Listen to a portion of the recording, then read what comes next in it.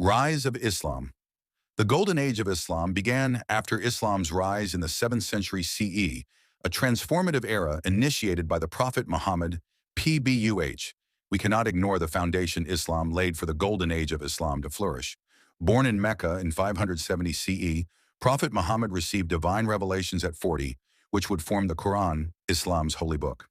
His teachings emphasize monotheism, justice, compassion, and the pursuit of knowledge as worship. The early Islamic community, the Ummah, was built on principles of equality, social justice, and accountability. By the time Prophet Muhammad passed away in 632 CE, Islam had united the Arabian Peninsula under a single faith and established the foundations of governance that would shape its future civilizations. The Rashidun Caliphate, 632 to 661 CE, succeeded the Prophet, characterized by the leadership of the Caliphs.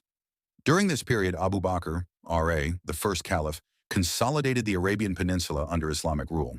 Umar ibn al-Khattab, R.A., oversaw the expansion of Islam into the Byzantine and Sassanid empires, laying the groundwork for a global civilization.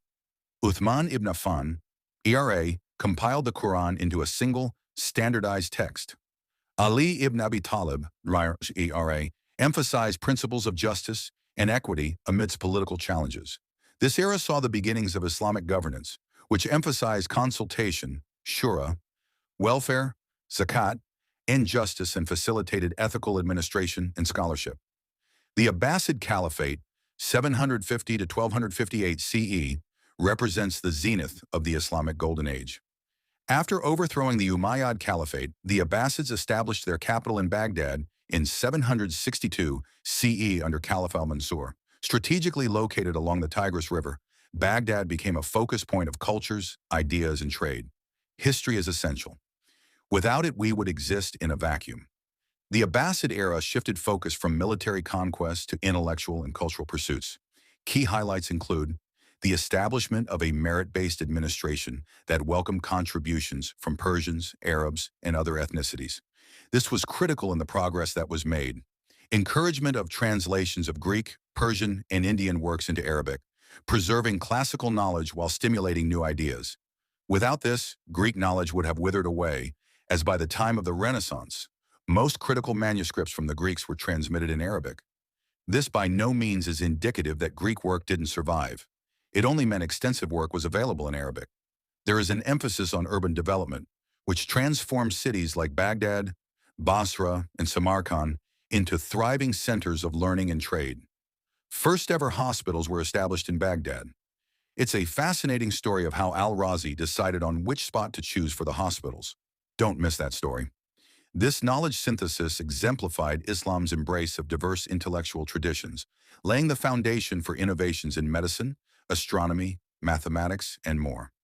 Note, it would be childish to say the Golden Age of Islam was a mere translation movement.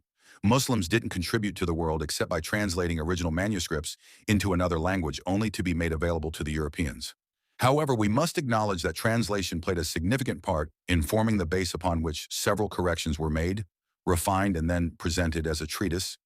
A treatise is a formally and systematically written work by giants of the Golden Age of Islam, including several discoveries and inventions that have stood the test of time and are relevant even today. Another point of contention is it was not just Muslims who set the gold standards in innovation. There were Christians, Zoroastrians, and Jews. So why call it the Golden Age of Islam?